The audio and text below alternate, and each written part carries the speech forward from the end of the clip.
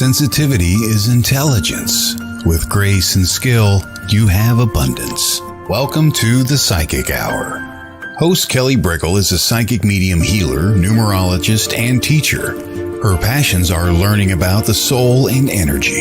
Whether it's through spirit, emotion, or vibrational numbers, there's always a pathway of information waiting to help. Now, here is your host of the Psychic Hour, Kelly Brickel.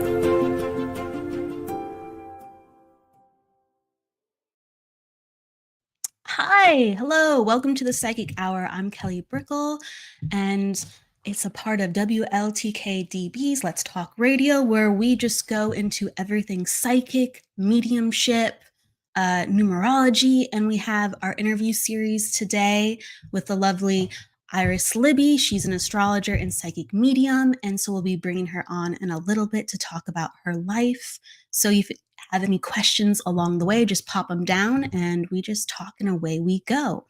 So the topic of the day, we always start with one. I thought it was appropriate with the whole hurricane that happened earlier this week. Now, it wasn't that, loco for the region. It wasn't that crazy for the region, but the energy of the hurricane was definitely in the air. So people were preparing for it. They were learning about it. They were stabilizing what energies they needed to stabilize. But ultimately, it was storm energy, and storm energy is transformative energy. It's cyclones. It moves at a speed that's unpredictable.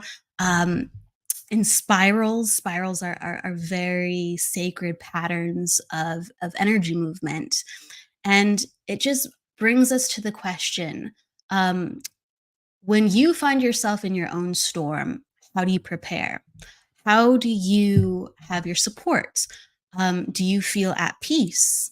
Do you know to go into the eye of the storm where the greatest amount of peace is? Whether you can get there or whether you intend to, what is your storm plan? And so I really think every year, and I talk about this a lot, I think every year we have different needs with what we need to do for ourselves to find our healing, to find our joy, to find our connection. And it's constantly changing because that's what life is.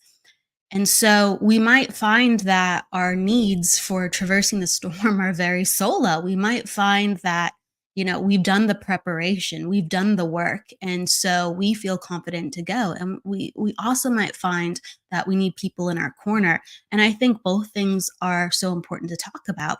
Whether you have friends, whether you have relationships, whether you have family that can help you course, whether it's difficulties, trauma, uncertainty, confusion.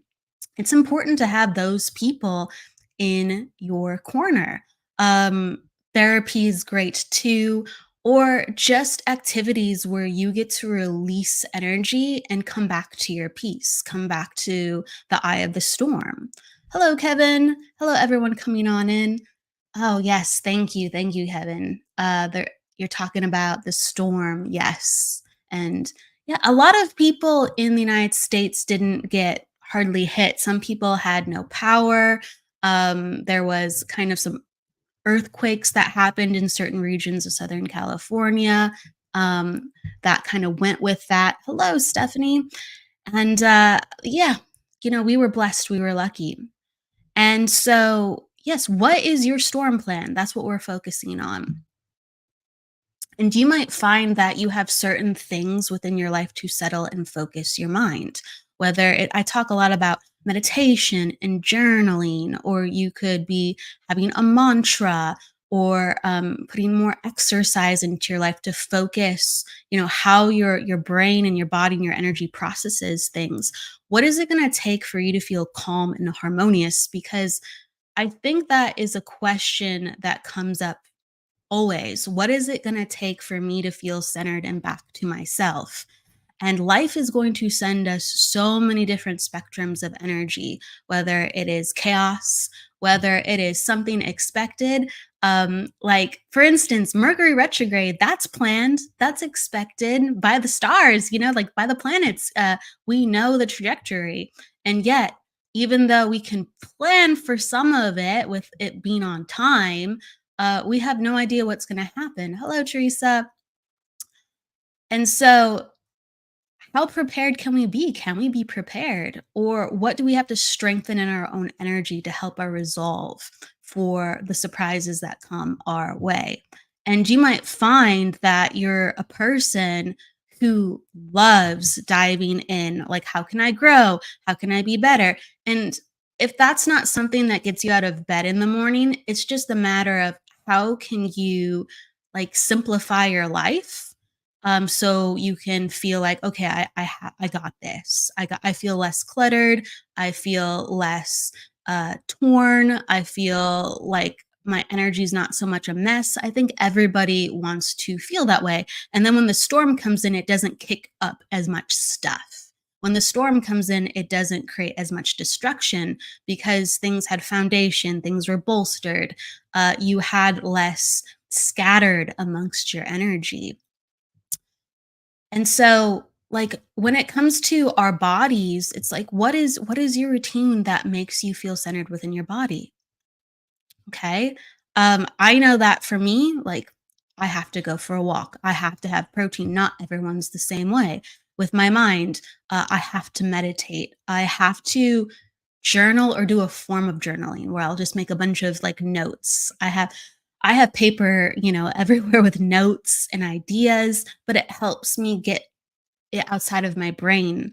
It helps me get it outside of my energy so I can create it, so I can be it.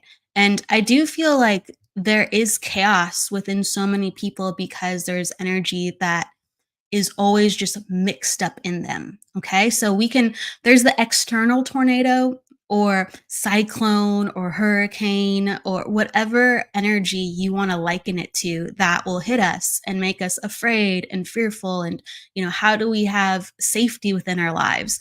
And then there's the internal one.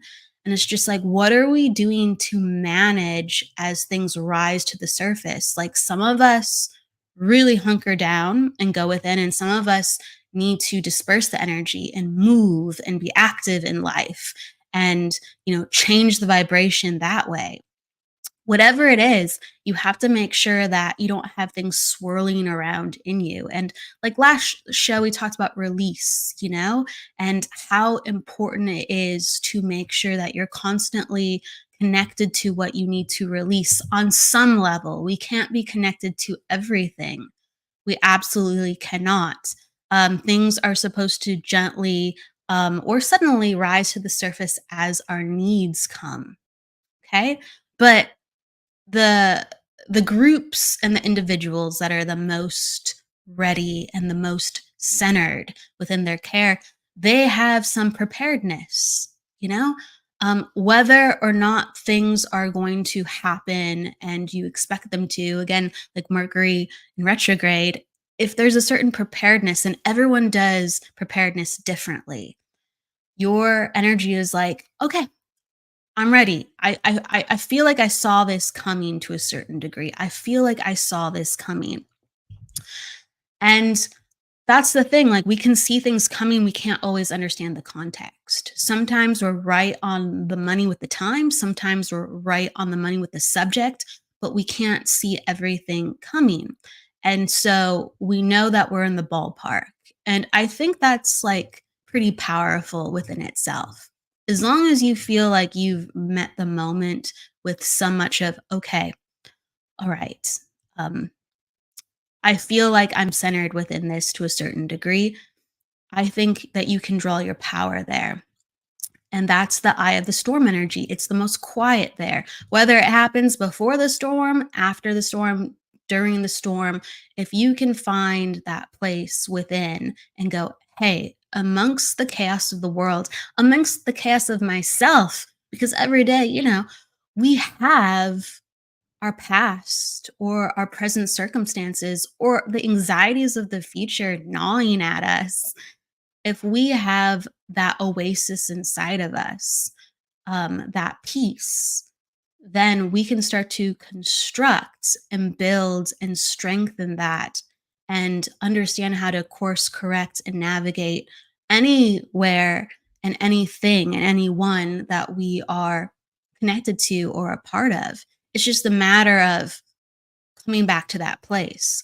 I know that I have sanctuaries within inside myself, various prompts, various feelings, various visuals, sounds. I make it a sensory experience of what my sanctuary is, but I don't always remember to go back to my sanctuary or my various sanctuaries because we get so stressed and whatever we're in the vibration of, we become. So you could be, so strong within what you know you need, and you have fear overtake you. You have uncertainty overtake you. You just get knocked back.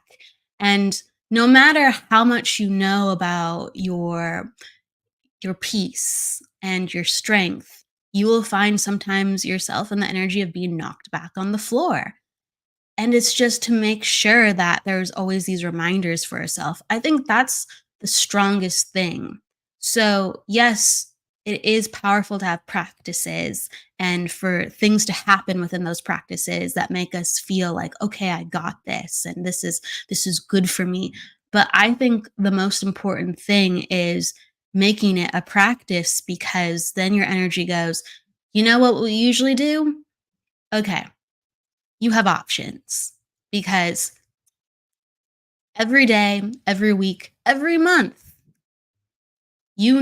from this habit, from this strength, that you have your options of you can do this and you can do that. And suddenly you don't feel so scattered. And suddenly that remembrance isn't so far away, because that's where the safety and sometimes the certainty is. It feels so far away. How can I get there? I know I need to get there, but I'm not able to. Is there something wrong with me? Have you ever felt like you know what peace is, but you feel so mixed up with the energies that you can't get to that place no matter how hard you try? And it's just continuing to remember, continuing to unlock, continuing to seek out more and more helpers, more and more remembrances, and making sure that is a part of you wherever you go. So, hello, everybody coming on in. We're going to be with Iris in just a moment.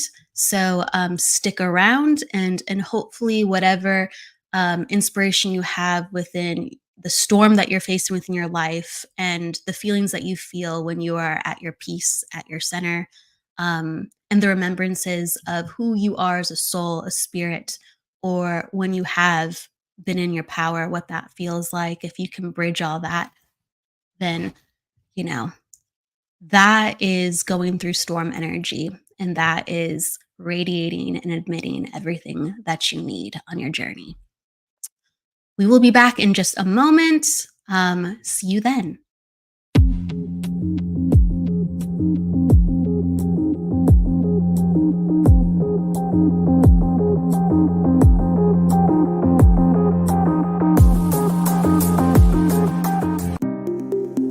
Download the new station calendar and never miss another show.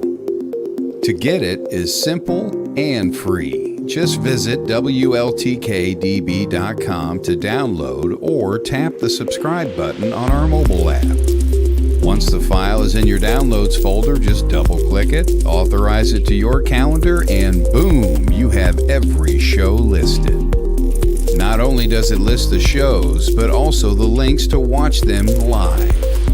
We would like to thank Danny Loosemore for developing this for us, and hope you enjoy it as much as we do. Get yours now at WLTK-DB.com, or just click subscribe on our mobile app. See you at the shows.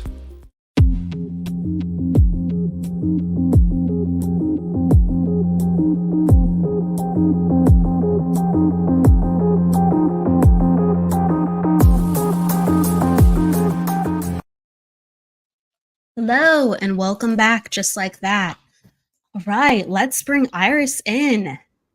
Hello. Hi, Kelly. Iris. Hi, I want to give you a... Oh, go ahead. Oh, I'm sorry. It's so good to see you too. We're in sync. We're so in sync, we're talking over each other. Okay. It's great to see you. I want to give you a warm introduction, okay? Thank you. Right. Absolutely. Iris Libby, forged by the stars and manifested by her own tenacity, Iris is constantly evolving to fulfill the highest calling of her soul's purpose. As a practicing astrologer and intuitive, for the past 35 years, she has come to understand that the potentials, blind spots, and energies that guide us can only do so if we're willing to look to the skies and spirit. Like many with intuitive gifts, she was directed by others at an early age to be silent. In turn, Iris made it her life's work to listen. Previously immersed in the corporate world as an executive with the Cochrane Group and Amazon.com, she realized her gifted instincts and strong work ethic helped her to observe things unfolding just as she predicted, with fortune and success. Direct, slightly irreverent, and freakishly accurate, she is also accredited as a level 4 certified spiritual advisor by the Lisa Williams International School of Spiritual Development. Iris provides readings and guidance for those wishing to enhance their own intuition and to have direction from spirit and the universe. Welcome, Iris. Thank you, Kelly. And thank you for inviting me today. By the way, I love the topic, your opening topic. It's so timely. And from an astrological perspective, I can explain what happened if you're interested. Absolutely. Yes, absolutely. Fresh out the gate. Yes, I'm very interested. Tell me. Okay. So this is known as mundane astrology, and it's not one of my areas of expertise, but I know enough to be dangerous. So Mundane and dangerous? Well, I usually deal with people and relationships and emotions and things like that, but I'm gonna just talk about this briefly, but we had Neptune, who's the deity of the sea, opposing Mars, the lord of aggression and war. So there is this opposition going on. Mars is conjunct, which means next to Mercury, and Mercury rules communication and, like hot air, things like that. So you had Mars is communication, blowing air. They're next to each other, Mercury and Mars, opposing the Lord of the deity of the sea. At the same time, there was this there was a T square in it was a in earth signs. So basically, and that was involved with this, which is why it didn't end up being that bad, because it grounded. So the T square involved Uranus and Jupiter. So if Uranus had been involved in a hard aspect to these planets, we would have been in trouble. So Uranus and Jupiter in a trine with Jupiter and Mars, and then in this trine with Pluto. So it was an Earth trine. And so it really calmed it down. So it wasn't as bad. I knew it wasn't going to be as bad as they were saying based on the astrology, but you still had to prepare, like you were talking about before. Yes. And so when you're looking at the forecasts for a period of time, just based on the trines and the squares and the oppositions or the certain elements at play, you can go, okay, it's not going to be chaotic, or it is going to be chaotic. How do you analyze that for the people learning more about astrology and starting their journey? Well, it takes a while to get here, but hard. So easy aspects don't make things happen. They're easy. People get lazy under easy aspects. It's typically a hard aspect that makes something happen. So a hard aspect would be a conjunction, a square, or an opposition. A square is 90 degrees and an opposition is 180. So that creates movement. It creates movement in our lives and it creates movement in the world. Gotcha. And so you had planets like Mars and Pluto and Uranus, and those shake up things, but it was trined. Yes. So yeah, Mars, Mercury, and Uranus were all trine, and Uranus was conjunct Jupiter. Now, Uranus is a planet that you're allowed to say Uranus or Uranus or Uranus because it's ruled by Aquarius, and Aquarians do their own thing. So you're allowed, all of those are correct, by the way. And Uranus was conjunct Jupiter, which means there could have been a lot of issues, but because it was in an Earth trine, it didn't happen, you know. We'll take it. That's what I'll say. We'll take it. I'm very happy. Although I did experience my first earthquake, which was 5.5, and it was a little freaky for me. How did it feel? Did you have rolling?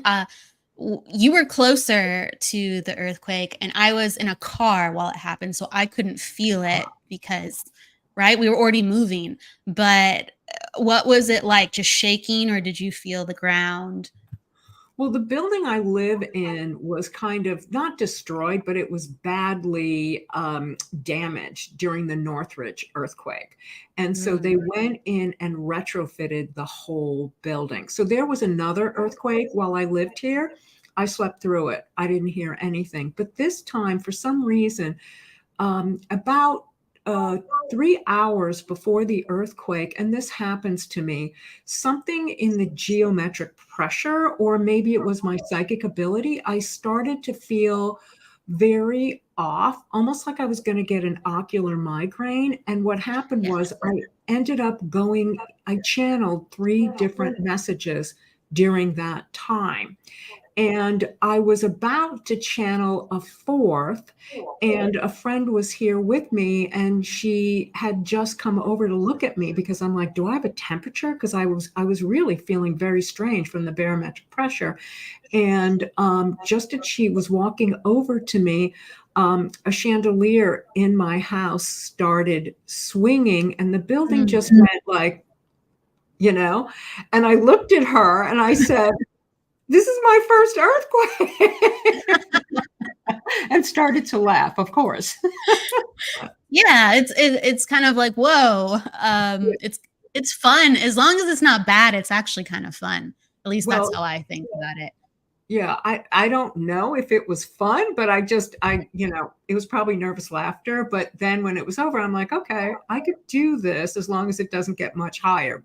And that was 5.5. I mean, I feel like this building will be fine, but it was my first one. Yes. And there was some aftershock afterwards, like 2-point quakes here and there that I heard, but I don't know if that was felt by you. It's oh, go for it. I was going to say, I have a question. What were you doing driving in your car during the hurricane? Oh, well, I had been watching it for a handful of days, and I was like, it sounds funny to say on the air like this, but I didn't, everything that I saw, it wasn't going to be bad. I had no qualms.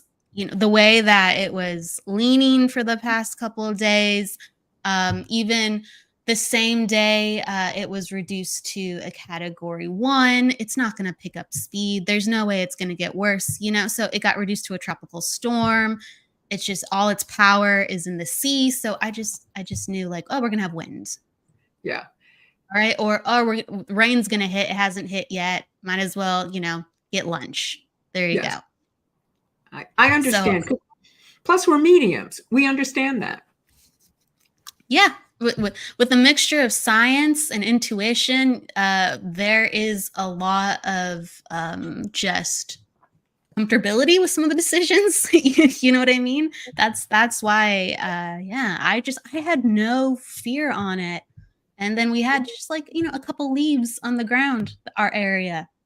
that, from the wind. That's it. That's all we had. No limbs down, nothing. No trees down, none of that. Easy peasy in our region. Other places, like I said, maybe had things on the road, and the electricity went out, but that was the extent of our region. Honestly, it wasn't that bad. Even up north, it was just the power outage. It wasn't that. Yeah, we moved everything off of my 2 terraces except for a bed frame and 2 tables, which we pushed against the wall. And the whole time we were doing it, I'm like, we really don't need to do it. My terraces barely got wet. They are covered. But in the middle of the night on, was it Sunday? Yeah, it rained harder than I have ever seen it rain. It was raining. I woke up at about 1 a.m. and it was just raining and I used to live on the East Coast where it could rain for 2 or 3 weeks at a time. So I've been in torrential rain. It was harder. Yeah, the rain was pretty hard, definitely. They warned us about that, so I was good. I was like, let it rain, let it rain. We have a skylight in our house, and we actually had some of the water come through the skylight, and that usually does not happen. So it was raining pretty hard, definitely. With Mercury in retrograde, though, so like the next kind of thing that we're finding ourselves dealing with, what do you recommend people to do to prepare themselves for that storm? Well, people look at Mercury retrograde as something to be afraid of because, we live in a world that's go, go, go. It's very fast paced. And 3 or 4 times a year, the universe says, look, you need to slow down. You need to rethink, reflect, review, reconsider. And if you don't slow down, the universe will slow you down. So what you find is, for me, I think of it more as you have to go with the flow. So when I say that, if something that's supposed to happen doesn't happen, look for what happens instead or why it didn't happen. Let me think of an example. So I was supposed to get something delivered, some clothes for an event I'm going to. They're not going to get here on time. I ordered it during the Venus retrograde, and I thought it was I felt like some of it would arrive, some of it wouldn't. But what happened is someone gave me a bunch of other clothing items that will work for this event. The event is Burning Man. So, you got to be mom crazy, right? So, and, I'm going to Burning Man during a Venus retrograde, a Mercury retrograde. Jupiter and Uranus will go retrograde while I'm there. Neptune is retrograde, Saturn is retrograde, and Pluto. So there will be 7 planets retrograde. And the thing to do during that time is just to go with the flow. Yeah. Wow. All those planets and at Burning Man, the energy is going to be very high and unpredictable. Well, you're totally right. And we, the group that I'm going with, we have a motto, which is anything goes and just go with the flow. Like, we're bringing 2s and 3s, like I'm bringing an extra tire for my bike, everything I have, I'm bringing something extra in case I lose it or something happens to it. So that's a good way to prepare. But I wouldn't recommend starting a new business, going into signing a contract, like saying, I am going to go buy a car or I'm going to go buy a new computer. It's not the ideal time to buy a new computer because computers are communication. Here's a great example. Before I started studying astrology, I bought a red Honda, and I bought it because the cars were stable. It was an Accord. It was all souped up. And I thought, I'll never have to take it to be repaired. That's what I thought. Nothing's ever going to go wrong with it. You can't think that about a car, especially during a retrograde.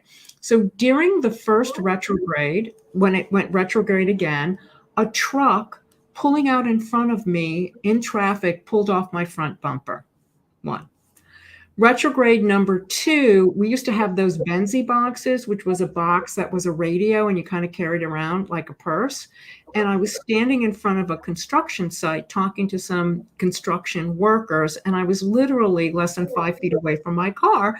And 3 kids broke into my car, stole my Benzie box, like within 2 seconds. And the construction guys went running after them into Central Park, never found them. Then the third time, I was driving on the Merritt Parkway in Connecticut at night, and something fell off one of the bridges and ripped off a side of my car. Now, this is all very dramatic. I happen to be very dramatic, but at that point, I was in Connecticut. I called a friend. I go, I am never getting in this car again. It's jinxed. And it wasn't until the following year when I started studying astrology, I realized I had bought the car during a retrograde. So it was a lesson I learned. Oh, wow. So the actual car had that energy that persisted. It wasn't just, okay, I'm driving and this is in the air right now. The car had the energy with it constantly. Correct. I believe there are no lemon cars. There are Mercury retrograde cars. So cars produced during a retrograde. Now, so you can complete something. So say you're working on a book, right? You can, whatever you're working on, and it's a great time to finish old business, to finish things up or stuff that you haven't taken care of. It's a wonderful time to clean out drawers. I mean, people think I'm crazy, but I go on vacation during a retrograde because it's a time when I can go with the flow, unless, it's some kind of tour where I have to be places. But an easy vacation, it's a great time because, well, it might not be an easy vacation. The trick is to have no expectations. And as long as you have no expectations, it really works. Whereas with a Venus retrograde, and Venus is currently retrograde, that's a little bit different because people could come up from your past. Money issues you didn't know could come up, like all kinds of things. Am I getting an echo, or is that? There is feedback, yes, but it's not too bad. Is that from me? Is turning down my microphone better? Maybe that's better. Can you still hear me? So. Yes. Is that better? It's on your, I believe so. Yes. Okay. Yes. Sorry. Okay. Anyway, so it's a good time. Oh, with Venus retrograde, you really want to not fall in love again or start a new relationship. Any relationships you start will have that energy. It's not an ideal time to get married because it's with a retrograde, you often have to do it again. So whatever you're doing, you may, especially with personal planets, and with Venus and Mercury, if you start something new, you just might have to do it again. And also money can be delayed, love can be delayed. And with both Venus and Mercury, exes from your past can come back. And with Mercury, friends from your past or relationships from your past, they don't have to necessarily be love. Relationships can come back into your life. So things boomerang to you in a way where any unfinished business gets looked at. Yes. Okay. And things get revealed that you did not know. And I love that about a Mercury retrograde because things will come out, and it's to raise it to your consciousness so that you are aware of things. Mercury retrograde is a great time to do research. So say you want to buy a car or you want to buy a sofa, research it, go look at them. Don't pull the trigger because something's going to come to light before you pull the trigger until the retrograde's over. Now, I am interested or I look at the pre-phase of retrogrades and the post-phase. And I find often, so the pre-phase is about 2 weeks before the retrograde, that the pre-phase can be, for me, as bad or worse than the retrograde. But I have Mercury retrograde natally. So I fare better during retrogrades than people who don't. That makes sense. And so, turn down your mic just a little bit more for me, if possible. Okay. Is that good? And I'm sure it's better. I'm sure we'll Okay. continue to we'll just have fun with Mercury retrograde. We will. Okay. I did set up my new mic today. I'm just saying. Because I had bought it like weeks ago, and I'm like, I forgot to set it up. And I have done all these calls and interviews, and I keep forgetting. And I thought I have to set it up for today. You're a risk taker for setting it up today, but that's fun. You got to live life like that sometimes. I find that, like you said, I don't have a lot of problems with Mercury in retrograde. It's within reason for me. I'll go, oh yeah, it can happen, or oh yeah, maybe it's like a little bit more, and I just kind of go, okay, and life goes on. I know that I don't have a lot of difficulty with Mercury in my chart. I know that I have a lot of trines. I only have one square with Jupiter. That's about it. I have a bunch of trines, so I'm sure that helps. Yes. What do you think helps for you with the you have the natal retrograde? Do you have other trines? How do you feel? Or is it truly the philosophy of no expectations? Well, first of all, I have Mercury in Aquarius. So, Yes. I'm used to either saying something that like that just comes out of my mouth, and it's an air sign. So I do well with that. The other thing is I have some, it's conjunct my sun. My Mercury's conjunct my sun. And it trines several planets. It squares several planets. It's aspected 6 ways to Sunday. I just want to say I have trine squares, and an opposition to it, and a conjunction. So I have many different aspects to it, but I believe it's mostly because it's an air sign, and I like when things like go different. Like for me, I go into overdrive. So I don't know if it affects me as badly. Well, that car did. So that car, I was not getting back in that car. That's overdrive, yeah. That was like, I ended up selling the car. I even paid someone to sell it because I was not getting back in that car. At the time, I thought it was jinxed. I'm not kidding. With the bridge, I would think too. Yeah. I mean, Oh there were other cars, and it just pulled the side off of my car. No other car, my car. Like a magnet. So with the shadow, what is Mercury retrograde shadow that it has to leave to completely be done with the energy? So when Mercury goes back to the original point, so Mercury, I mean, it's an illusion. Retrogrades are an illusion. If you were standing on the sun, which we couldn't do, you wouldn't see the retrogrades. It's from the vantage point of Earth. So you've got Earth, and it's moving at a certain pace, and say, Neptune is moving much slower, but when Earth passes it, it looks like it's retrograding and going backwards, right? Mercury is the closest planet. So when we pass Mercury, Earth, it looks like the planet's going backwards, right? So it's an illusion. That's number one. Wow. But how we experience it. So basically, what was your question? I was just started getting into how the retrogrades are an illusion, and my mind kind of, blew. Me too. I went there with you. The question was about the shadow of the retrograde.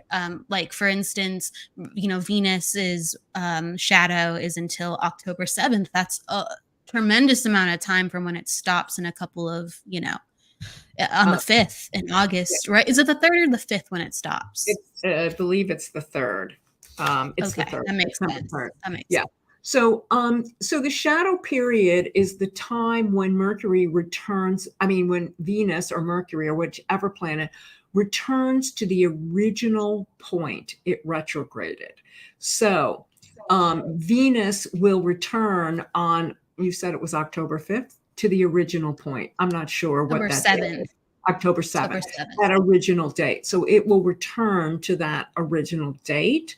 And then Venus is direct. And again, with Venus retrograde, you can have surgery as long as it's not cosmetic, because you never know what's going to happen. Now, I would not have surgery under a Mercury retrograde, because I've had friends who've had the wrong shoulder operated on.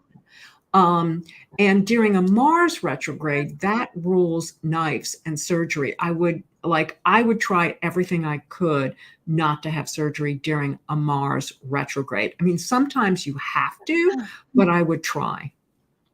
Wait, so that's a question that I have. You said Mars rules knives and surgery. So wouldn't you, during a Mars retrograde, never mind. I was like, wouldn't you want to? Never mind. Okay, never mind. Yes. I was thinking backwards. I was thinking very retrograde-y. Well, of course, Mercury's retrograde. Our communication is different. The way we communicate, the way we hear things, the way we feel things. I mean, the way we think about things, the way your brain processes things is totally different. That's why computers have issues. Yes. And you just never know. You just never know. But, no expectations, right? So, okay, we have Venus in retrograde, Mercury in retrograde. What else is in retrograde right now? You said Uranus, right? No, Uranus is going retrograde. Hold on. It's going retrograde. Uranus goes retrograde on August 28th, and Jupiter goes retrograde on September 4th. So Jupiter and Venus are the two benefic planets. So just as Venus is about to go direct, Jupiter is going retrograde. Now, Pluto, Neptune, Jupiter, and Uranus, they go retrograde every year for a certain period of time. Whereas Mars goes retrograde once every 2 years. I think Venus, it's like once every year and a half. And Mercury, it goes retrograde 3 or 4 times a year. And most people know Mercury retrogrades because they're annoying. I'm just going to say that. Yeah. They're annoying. They happen enough and they're annoying.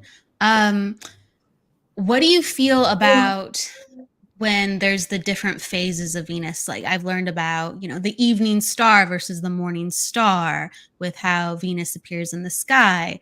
What does that represent as well when the retrograde comes into effect of how it changes? So you're looking at two different things. One is I really am. Yeah. You're talking about Hellenistic astrology, which is ancient astrology with the morning star and the evening star. And, according to Hellenistic astrology, based on where certain planets are, they can fully have their joy, right? So they're in a state of joy. It doesn't take into account, I don't believe, that the Hellenistic astrologers did not take into account that time the retrogrades. So this is where a planet experiences joy.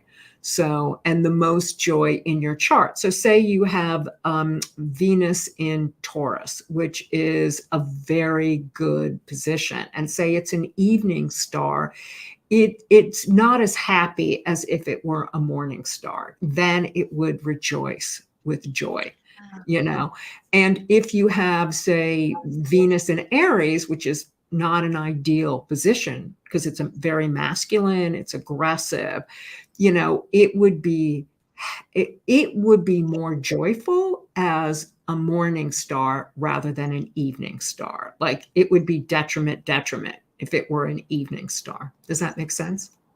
It does. So you mentioned if it's Venus in Taurus, it's exalted because that's its like normal sign. But Venus in Aries. So why is that considered so bad? Wouldn't it be just like a different way of expressing oneself? And maybe there would be more, I guess, misunderstanding sometimes because it's like kind of opposite how Venus would do so? And is it just more challenging? Why is it considered sometimes a bad placement? Because of the challenge only? Well, I really shouldn't use the term good or bad. It's more challenging. So Venus is about love, beauty, femininity. It's about so it's about those things. It's about money and wealth. When you look at Mars, Mars about war, aggression. It's how we exert our energy. It has to do with anger. When you combine the two, Venus has a hard time expressing its femininity. So some people who have Venus in Aries might live their lives like an alley cat because they have a hard time accepting that love, and they have to keep going out again and again to experience what love feels like, unless you have a planet like Saturn conjunct it, and that would really quiet that Venus in Aries down. Okay. So when you say like an alley cat, it's what we sometimes say belonging to the streets. Well, what I'm saying that's the updated. That's the updated lingo. Someone who likes to have a funky good time. Funky good time, groovy time. So wow, okay, that would express its. Got it. Okay, that's how to express itself. And what if, let's say, someone has Cancer and Mars on the flip side, or like Libra and Mars, like a feminine placement for their Mars? How would that go? So Cancer is a feminine placement. Libra's a masculine placement. They're both cardinal sign. Libra's an air sign. And Libra rules Venus, but let me talk about Cancer first. So Cancer has a hard time because when you think about the way a crab moves from side to side. And Mars in Cancer, it's the same thing like having Venus in Aries. It has a hard time because Mars is about emotion, right? It's also action because it's cardinal, but when someone's Mars is in Cancer, their emotions can come out aggressively. Or they might not say anything because they're living as their crab self, like they're taking everything in, and then they'll just let it rip. Or they would come at you sideways. I mean, and also again, it depends how it's active, it's aspected, like what planets are affecting it. But it's a very difficult position. Now, with Mars in Libra, again, that's another, even though it's a masculine sign, it's difficult because it confuses the person because Libra rules beauty. But, there's two rulers of Venus. One is Taurus, that's Earth. So that's good food, good home, good sex. With Libra, it's more about literature and art and like appreciating. It's like the intellectual beauty, like looking at things, analyzing them, not necessarily feeling them. And when you combine that with Mars, they could bounce back and forth. And I'm sorry about that reverb. I keep hearing it. But it keeps bouncing back and forth. Like the reverb. Well, they have a hard time, because Libra's always looking for balance. When you think about it, it's the two scales. So if they become too aggressive with what they're trying to do, they're out of balance. But again, Libra's always creating balance to find balance, which is the dichotomy about them, because you can't find if you're balanced unless you're creating imbalance in your life. That's why Libras really like to be in relationships, so they know where they stand in the world or in their home.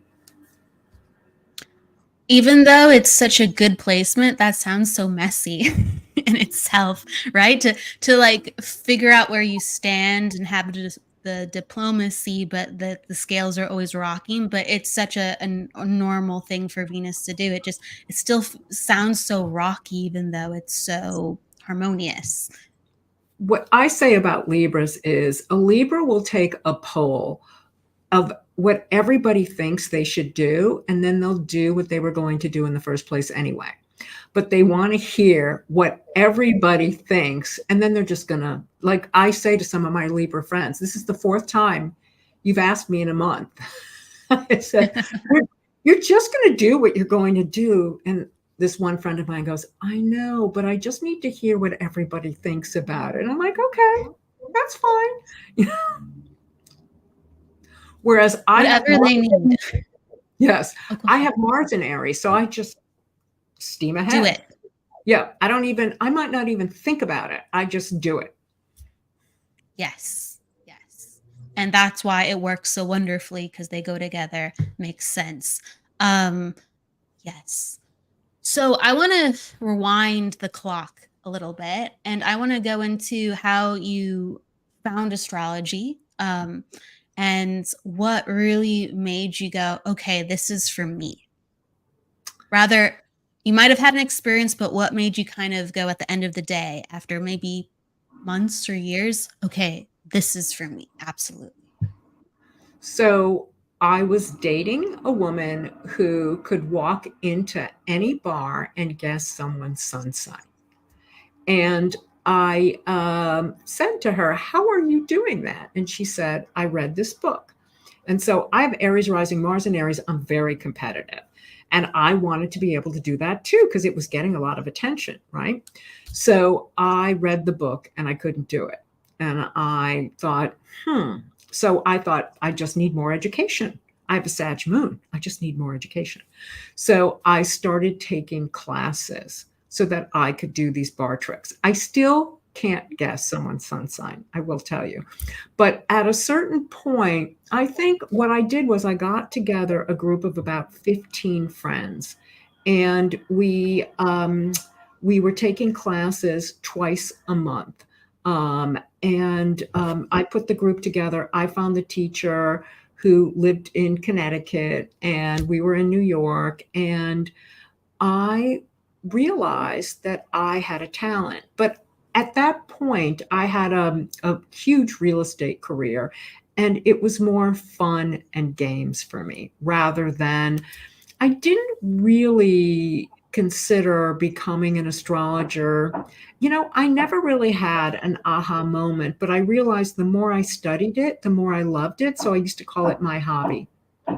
Yeah. But I would do quite a few charts a month. I mean, it just was part of your life consistently, no matter what. And I think that is a more positive way to come into it. This is what makes me happy. This is what gives me joy, rather than it's a labor. It's a pure labor. Totally. Do you hear that hammering? Yes. I'm so sorry, because they've been good all morning. They're still doing the repiping project, but I apologize. Hopefully you can edit that out. It's like in the back. I consider it music, it just builds the ambiance. So it's all good. I started taking classes, going to conferences. This became my full-time hobby in the quest to do this bar trick. So did you kind of, I guess, connect to people's moon signs, or what did you start to gel with rather than the sun bar trick, sunset bar trick? In my chart, my moon is the highest planet in it. So what I tend to connect with people's emotions. And about 10 years in, I walked into a bar with another friend one day, and I had my ephemeris, and I guessed someone's sun sign, of course, wrong. And I said, wait a minute, when were you born? And she told me, and I looked it up, and I'm like, I guessed your moon sign. So then that night we walked around, and I asked people a couple questions, and I realized I was guessing everyone's moon sign, and had been for all those years, because I don't necessarily connect to them as who they are as an individual, but more of where they are emotionally, which I think goes to, where I ended up with my psychic abilities and mediumship. Do you find that you can guess someone's moon sign if, let's say, within their life that they had a lot of difficulty expressing themselves, or they haven't come into their emotional maturity or confidence? How do you connect with that regardless of where they are at within themselves? I don't believe I do it that way. I ask them a couple of questions. I That makes feel sense. into their responses, and then I typically guess. So, for instance, I met someone, and he told me he had a, a Virgo moon, and I said, no. I said, you have a you have a Libra moon, because I asked him a couple of questions, and I said, you have a Libra moon. He said, no, I don't. I have a Virgo moon. I said, when were you born? He was 0 degrees, 10 seconds, Libra moon. But someone else had Wow. read his chart, and it was a Virgo moon. So I had asked him several questions, and based on that, he was like, wow, how did you do that? I go, well, based on the way you answered the questions. I said, Virgo moons tend to have a little bit of insecurity in them. Well, depends on the Virgo moon, but there is some insecurity, and he didn't have it. And he had more of, he wanted everyone to get along. I mean, the feeling was that he wanted everything to be peaceful and everyone to get along.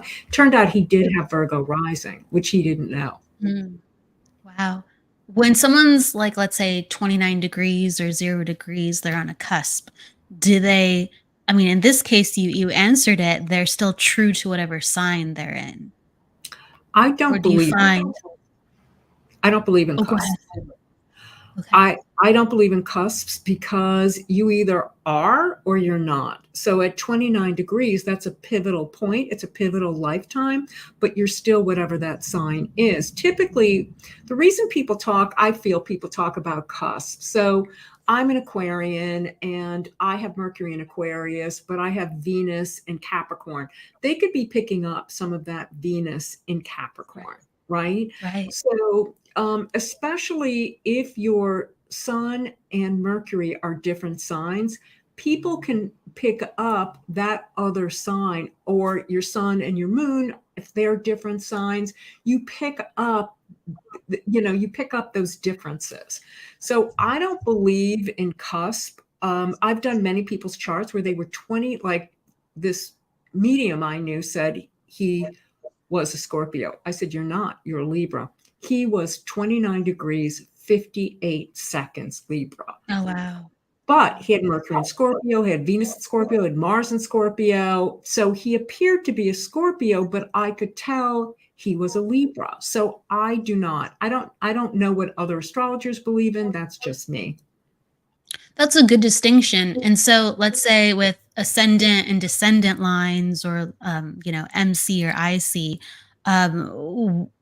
if something's touching one of those sensitive points, do you fall on the rule of, oh, it's on the axis rather than it's in, the first house versus the 12th house, or the sixth versus the seventh, and so on and so forth? Anywhere you hit, if you're close, like within a degree or two, depending upon the planet, of an access point, I look at it. But usually you look at you'd look at the first, the fourth, the seventh, and the 10th house, as those access points. You would say, like my moon is 2 degrees away from my midheaven, but it's in my 9th house, not my 10th. So I don't say it's on an access point. I just say it's conjunct my midheaven. So if someone's in the 12th house, right? Let's say their sun's in the 12th house, but it's really close to their ascendant line. How would you go about really understanding who they are, if it's so close to their first house per se? Well, I mean, they would, whatever sun sign they are, they would be very Piscean, and it would be conjunct their ascendant, but I wouldn't look at it as, so when you have a planet next to an access point, that planet gets like, it gets energized. It's not the same energy if it's in the 12th house, the 3rd house, the 6th house, and the 9th house. It's not It's not energized in the same way. So if her sun was in the first house conjunct her ascendant, that would be very energized. So like 29 degrees just wouldn't cut it in the 12th house. It would have to be in the first house. Maybe like a 1 degree I think or you're 0 degrees. So it depends what house system you're using. If you're talking about whole That's true. sign house systems, which I believe you're talking about, that is a different system. I'm talking about the Placidus house system. With whole sign house systems, it would fall somewhere in the house, and it could be conjunct. You're combining Hellenistic with modern astrology right now. I'm probably my philosophy. I'm just bridging over things. Yeah, I'm probably just bridging over a bunch of things. But 29 degrees is very important. 0 degrees is very important.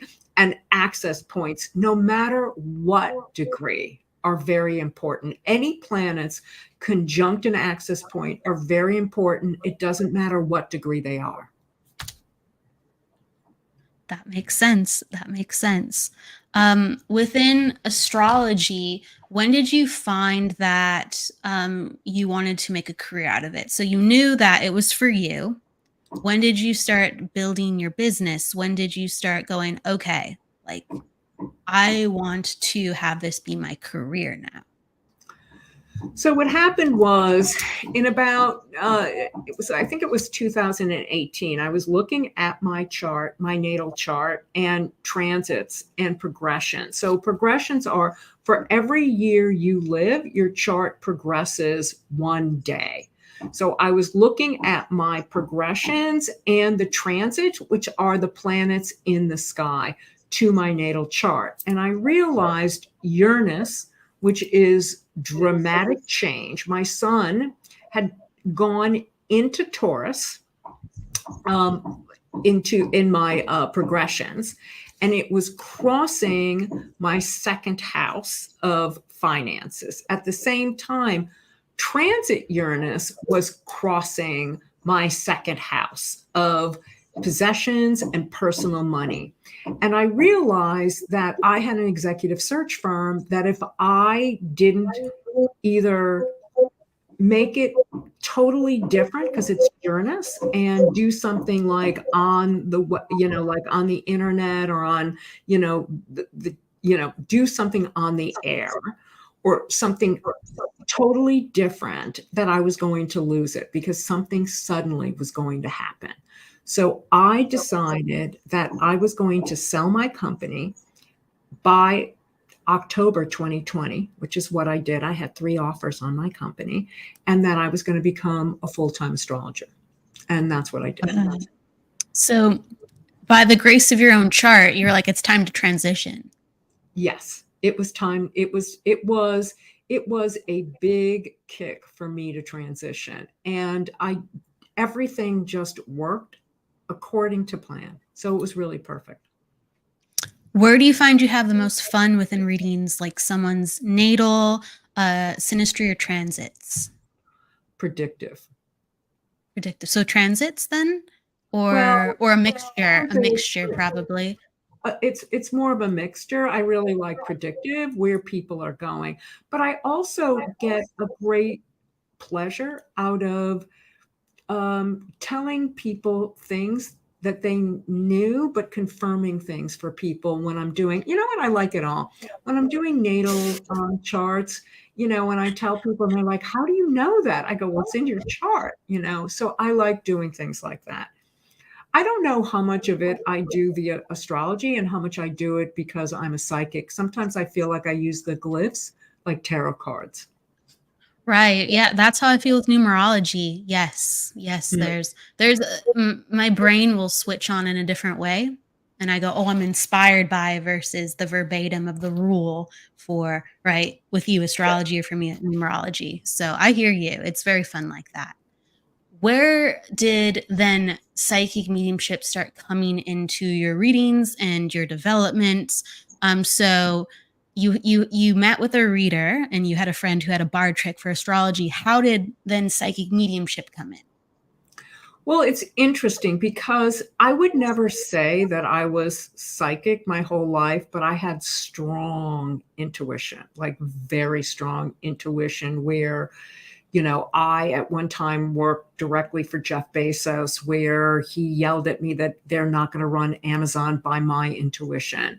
And what I had said turned out to be true, 6 months later, and he just looked at me and went, wow. But I wouldn't have called it that. I would have called it, I used to say I have good gut. Like I could hear when I was recruiting, I could hear someone's voice on their voicemail. And I'm like, you're my hire.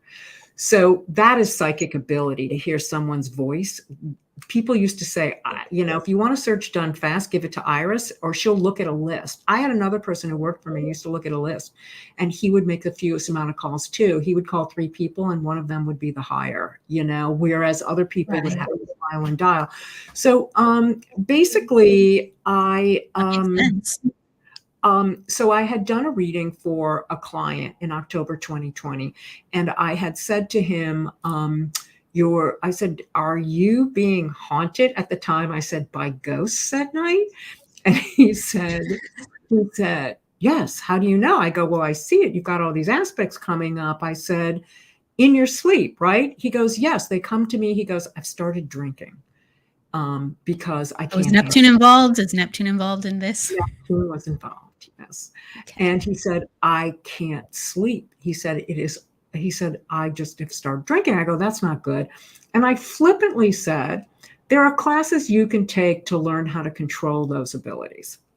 And he's like, oh, great. So I get off the phone and I'm turning off my computer and I'm thinking, how do you know there are classes? Like, I've never seen any classes. Like, you're making this stuff up and you send them off with this and you're making it up.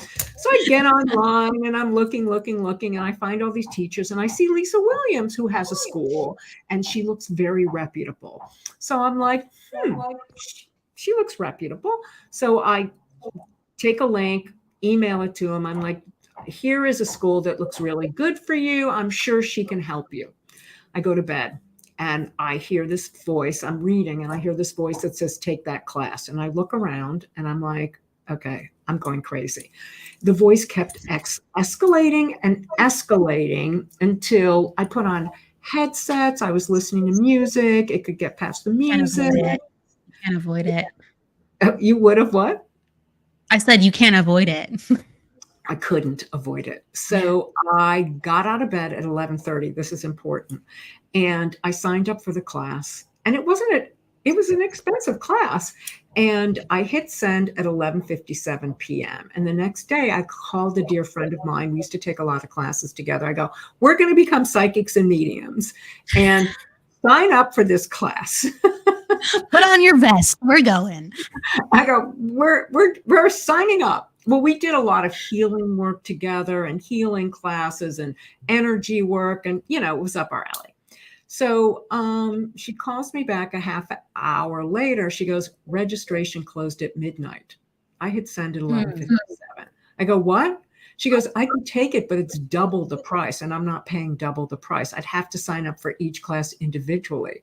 And I thought, wow, even though at that point, I don't know if I necessarily believed in guides, I was guided, like screaming at me. I thought I was going out of my mind. No, hey, yeah, you can't avoid what is inside of you. You can't avoid it. And the spirit world will make sure of that as well. So that's how I ended up with Lisa Williams and meeting you. Yeah. And, now you are a level 4 certified spiritual advisor. And so that takes a lot of time. That takes a lot of dedication. How many months did you work towards that level of certification? At the time, it was 9 months, and I was taking classes 3 nights a week. Plus, I was behind the 8 ball because there were a lot of experienced psychics and mediums in the class. So Lisa would say you had to do 3 to 5 readings a week, and I would do 10 to 15 because I I had to catch up. Now, this was during COVID, and I had sold my company. So it was perfect for me because it was during the worst time of COVID where I had to be home. I was meeting all these new people on Zoom, practicing with people. There was a whole new community, and, it really worked for me very well. Absolutely. You got to throw your entire self into it. And what did you find with doing so many readings and having such a hyper fixation on your development? That the more you practice, the better you get. And the more I honed in my skills, like people, you need that natural talent. Although Lisa believes she could teach anyone to, and I believe that too. But the more I practiced, the better I got. Before I went into testing, I did 30 readings in 5 days because I wanted, when people sat in front of me, because I had never had people sit in front of me at that point and getting tested, I didn't want them to see me sweat. That was my whole thing. And I didn't. Overtly prepared, absolutely breeds success.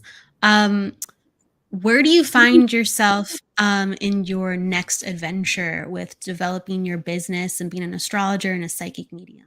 Where do you find yourself going?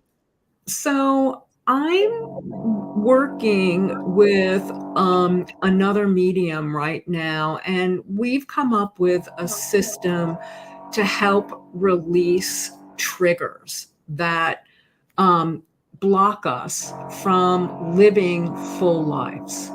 So, for instance, I got rid of my trigger of anxiety, and it was a real trigger for me. And I am so much calmer since. It's changed me tremendously. But, like when you're with someone and you're like, oh, they annoy me so much. Why do they annoy you? If you could get rid of that trigger, you could have more energy for yourself. Carolyn May says if we have 100 circuits of energy and we're using 10, 20, 30 on someone else, being upset or thinking about them or whatever, those are circuits of energy we can't use on ourselves. So I'm working on that right now, besides all the other things I do. Calling back our energy on different levels. What is the course, if people, or the workshop that you're putting on that people can be a part of every week? Because I know it's a weekly offering.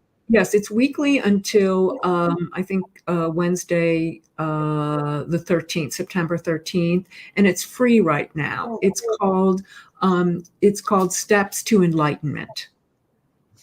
And what time is that where people can be a part of it? It's 2 p.m. Pacific time. And that's today going on too as well, yes? It'll happen today. Yes, it'll happen today.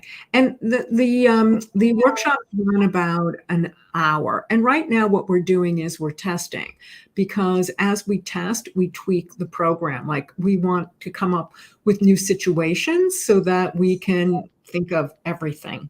But between us, like removing our triggers, we've come up with a lot of situations, like illness, why people get ill, or why I got ill, why my friend got, like why people's, are attached to certain things. And you'd be surprised on where it comes from. Like I'm even shocked for myself. And then yes. Once it's gone, it's interesting because you have so much more time and space for other things. Yeah, you probably will feel like a different person if you blast enough or call back enough. My goodness, just so many people operate on the past or because of some person or some event that they're not really discovering who they truly are. So I can only imagine the results that you've been seeing within the workshop. I really have. Exactly. That's exactly it. So where can people find you on social media, your website, so people can sign up and be a part of it, or other offerings that you have? Where are the best places for people to find and contact you? So my website is www.askirislibby.com. You can sign up for the workshops there. You could come to one or the rest of them that were going to be happening, so you don't have to commit to all of them. You can sign up for readings there. You can book a reading. You can ask me a question there. Also, I'm on TikTok, Ask Iris Libby, Instagram, and Facebook, all those places. And I pretty much post daily. So there's always like a video, there's always an interaction. You have lots of wonderful content. I always give the guest the last word before we start to end the show. It goes by just like that. But what inspiration or what thing comes to mind that you would like to share with others to know? Well, I want to say that there's no good or bad when it comes to astrology. There's challenges, and those challenges are for us to grow. So we all have some good aspects and some challenging aspects. And then the transits in the sky and our progressions challenge us to grow and transform to who is in our highest and best good. May we all transform, right? Yes. We all transform. And sometimes those planets help us do that. That's for sure. With that said, thank you so much, Iris, for being here with us today. AskIrisLibby.com. You can go check her out and find more of what she's up to. Everybody, we have the numerology show right after at 1 p.m. And then we have our reading show on Friday. So join us for that. Thank you again, Iris. Everybody go with love, luck, light, and don't forget to live. Take care. See you in just a little bit. Thank you, Iris. Bye. The Thank you. truth is here and now on WLTK-DB Talk Radio at WLTK-DB.com.